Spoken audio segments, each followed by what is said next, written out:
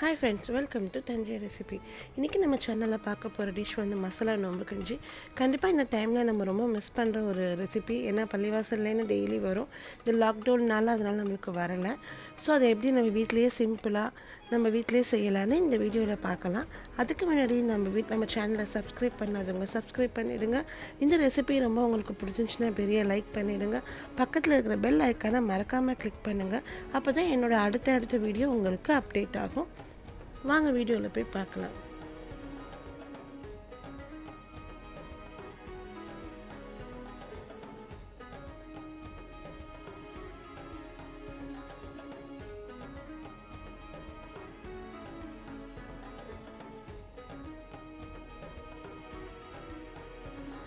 அது நம்ம நோம்பு கஞ்சிக்கு தேவையான பொருள் வந்து ஃபஸ்ட்டு அரிசி. நான் பாஸ்மதி ரைஸ் எடுத்திருக்கேன்.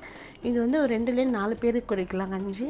அதுக்கு வந்து நான் ஒரு 1.5 கப், சின்ன கப்னால அரிசி 4 கப் எடுத்து ஒரு 1/2 hour எடுத்து வச்சு ஊற வச்சுருக்கேன். ஒரு 1.5 கப் அரிசி. ஸோ இது 150 கிராம் மட்டன் எடுத்து சின்னதாக கட் பண்ணி வச்சுருக்கேன். நீங்கள் கிரைண்ட் பண்ணி வச்சு போட்டாலும் பரவாயில்ல, இல்லை கட் பண்ணி வச்சாலும் ஓகே.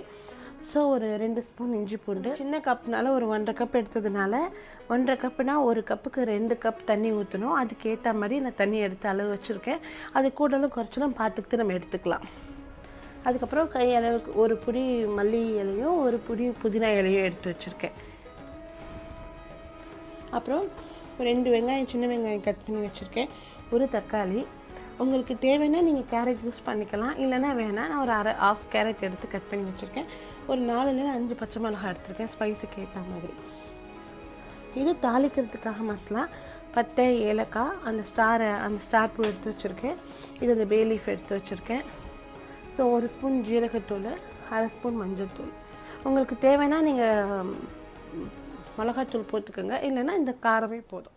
ஸோ 2 ஸ்பூன் எண்ணெய்.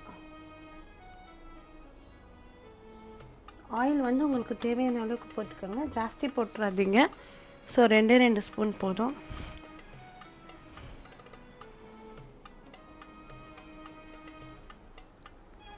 எண்ணெய் சூடு வந்ததுக்கப்புறம் எடுத்து வச்ச அந்த மசாலா பொருட்கள், பட்டை, ஏலக்காய், இந்த பே லீஃப்.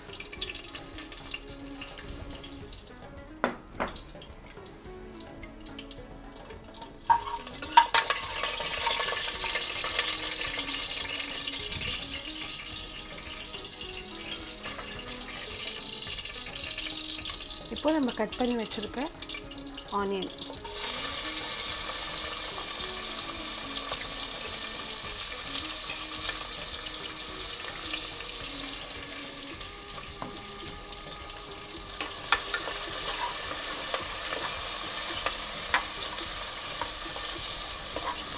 இது நல்லா பொன்னிறம் வர வரைக்கும், ரொம்ப பொன்னிறம் வர வரைக்கும் வேணால், கொஞ்சம் நல்லா அந்த பச்சை இது போகிற வரைக்கும் தாளிச்சிக்கோங்க. பச்சை கலரும் பச்சை வாசனையும் போகிற அளவுக்கு நல்லா தாளிச்சிக்கோங்க.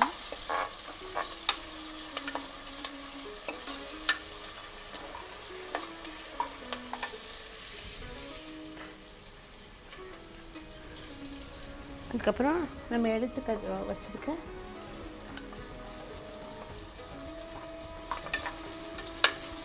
இப்போ பார்த்தாலே தெரியும், கொஞ்சம் அந்த ஆனியனோட பச்சை நிறம் போயிடுச்சு. கொஞ்சம் நல்லா லைட் ப்ரௌனிஷாக வந்துடுச்சு. ஸோ இந்த டைமில் நம்ம எடுத்து வச்சுருக்க இஞ்சி பூண்டு பேஸ்ட்.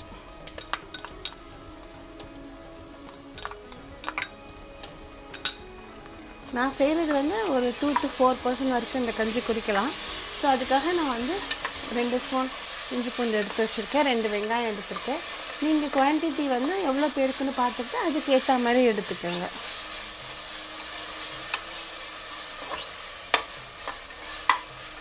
இப்போ நல்லா இது ஒரு 3-2 minutes வந்து கொஞ்சம் வதங்கணும். ஏன்னா அப்போ தான் அந்த இஞ்சி பூண்டோட பச்சை ஸ்மெல்லு போகும்.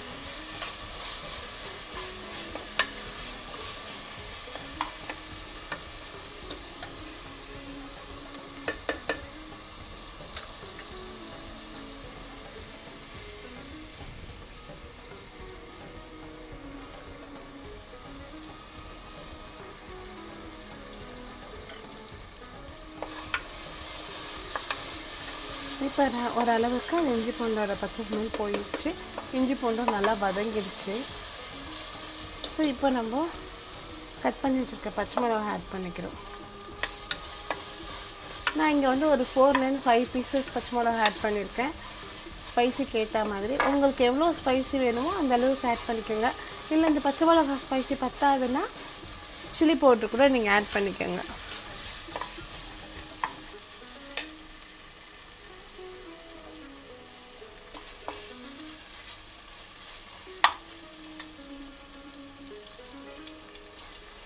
ஸோ அதுக்கப்புறம் கட் பண்ணி வச்சுருக்க நம்ம வந்து தக்காளி ஆட் பண்ணிக்க போகிறோம்.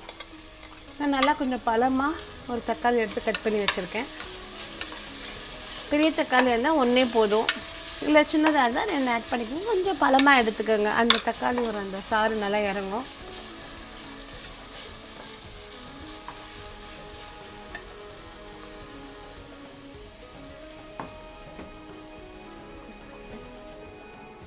ஸோ இப்போ நம்ம என்ன பண்ணுறோம், வெங்காயம் தக்காளி நல்லா வதங்கிடுச்சு.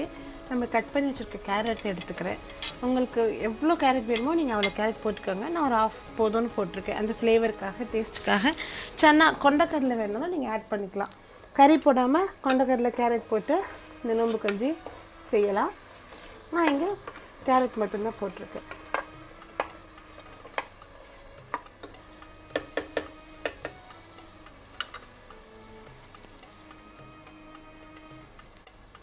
ஒரு ஸ்பூன் சால்ட் ஆட் பண்ணிக்கிறேன். சால்ட் தேவைன்னா அதுக்கப்புறம் நம்ம ஆட் பண்ணிக்கலாம். ஸோ சால்ட் ஆட் பண்ணோன்னா நல்லா ஒரு தடவை வதங்கி விட்டுட்டு, இப்போ நம்ம எடுத்து வச்சுருக்கோம்ல கறி, இதை நீங்கள் வந்து கறியை சின்ன சின்னதாக வீட்டிலே கட் பண்ணி ஆட் பண்ணிக்கிட்டாலும் சரி, இல்லை கடையிலேயே கொத்துக்கறி வேணும் அப்படின்னு கொத்தி வாங்கிக்கிட்டாலும் சரி, சிக்கனும் ஆட் பண்ணிக்கலாம். ஸோ மட்டன் சிக்கன் எது வேணாலும் ஆட் பண்ணிக்கலாம். கொஞ்சமாக அந்த ஃப்ளேவருக்காக ஆட் பண்ணிக்கோங்க. ஏன்னா சிக்கன் மட்டன் ஆட் பண்ணால் கஞ்சி இன்னும் கொஞ்சம் டேஸ்ட் கொடுக்கும், ஃப்ளேவரும் நல்லாயிருக்கும். இப்போ எல்லாம் சேர்ந்து எல்லா மசாலாவும் கொஞ்சம் ஆட் பண்ணிக்கணும். நம்ம இப்போ எடுத்து வச்சுருக்கோம்ல ஜீரகமும் மஞ்சத்தூளும், அதை கொஞ்சம் ஒரு 1/2 ஸ்பூன்லேருந்து 1 ஸ்பூன் வரைக்கும் மஞ்சள் ஆட் பண்ணிக்கோங்க. ரொம்ப மஞ்சள் ஆட் பண்ணிடாதீங்க, அப்புறம் மஞ்சளாகிடும், கஞ்சி கலரே மாறிடும். ஸோ நம்ம எடுத்து வச்சுருக்க ஒரு 1 ஸ்பூன் ஜீரகம்,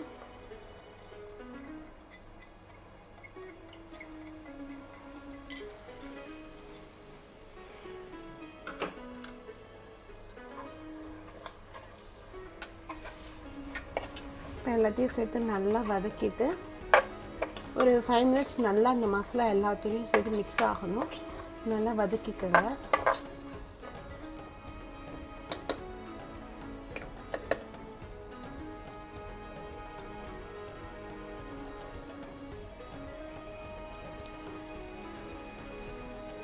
இப்போ ஓரளவுக்கு நமக்கு தெரியுது அந்த எண்ணெய் நல்லா பிரிஞ்சு வந்திருக்கு. ஸோ இந்த சமயத்தில் நம்ம எடுத்து வச்ச அரிசி பாஸ்மதி ரைஸ் எடுத்துக்கோங்க, அப்போ தான் டேஸ்ட் நல்லா கொடுக்கும். பாஸ்மதியே ஒரு 1/2 மணி நேரத்துக்கு முன்னாடியே எடுத்து ஊற வச்சுட்டு நல்லா உடச்சி வச்சுக்கோங்க.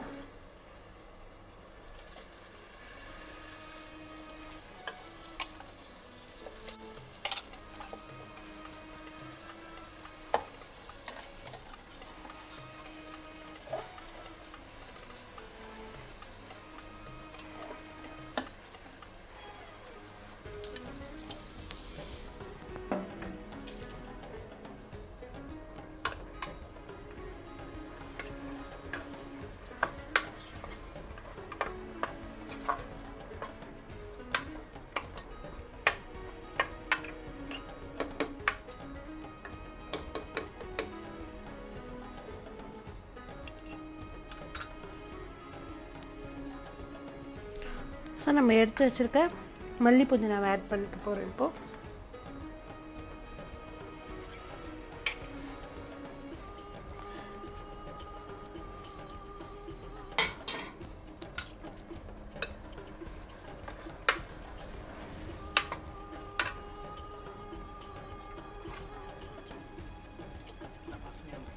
நல்லா இப்போ பார்த்திங்கன்னா நல்லா ஒரு வாசனை வந்துடுச்சு. ஏன்னா எல்லா மசாலாவும் நல்லா இதாகிடுச்சு, மிக்ஸ் ஆகிடுச்சு.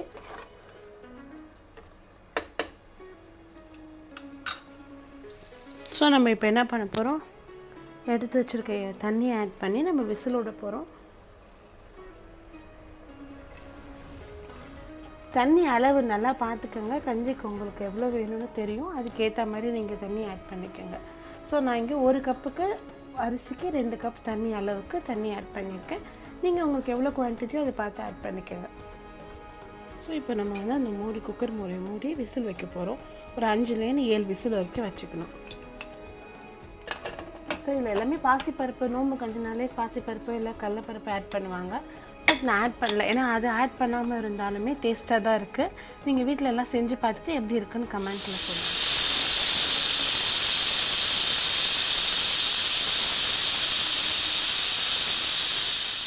இப்போ நம்ம ஒரு 5 விசில் விட்டு வச்சாச்சு. நல்லா வாசனையாக இருக்குது நம்ம கஞ்சி. நம்ம ஓப்பன் பண்ணி எப்படி இருக்குன்னு பார்க்க போகிறோம். வாங்க பார்க்கலாம். நம்ம கஞ்சி நல்லா ரெடி ஆகிடுச்சு. நம்மளோட அரிசியும் நல்லா வெந்துருச்சு. மசாலா கஞ்சி நல்லா காரமாக சுட நம்ம இப்போது எடுக்க போகிறோம். அதுக்கு முன்னாடி தேங்காய் பால் ஆட் பண்ணிக்க போகிறோம். ஏன்னா தேங்காய் பால் ஆட் பண்ணால் அது ஃப்ளேவர் வந்து கொஞ்சம் நல்லாயிருக்கும். ஸோ அதுக்காக நான் என்ன பண்ணியிருக்கேன்னா திக்காக ஒரு தேங்காய் பால் எடுத்து வச்சுருக்கேன். நீங்கள் வீட்டில் அரைச்சி வச்சாலும் சரி, இல்லை வந்து கடையில் தேங்காய் பால் மில்க் டின் விற்கிறதுல அது வாங்கி யூஸ் பண்ணாலும் சரி. பட் ஆனால் திக்காக இருக்கணும், தண்ணி சேர்க்காம.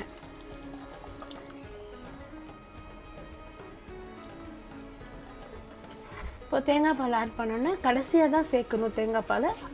ரொம்ப நேரம் நீங்கள் கொதிக்க வைக்க வேணாம். ஒரு 5லேருந்து ஒரு 7 நிமிஷம் இந்த தேங்காய் பால் நல்லா கொதி வரணும்.